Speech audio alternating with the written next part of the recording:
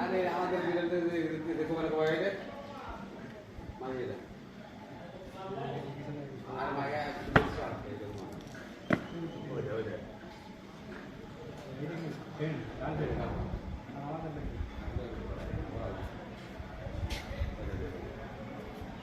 ইদুরও বিড়াল কামাতে গেলে সেটা কি হাসি পাই না এই জানি তো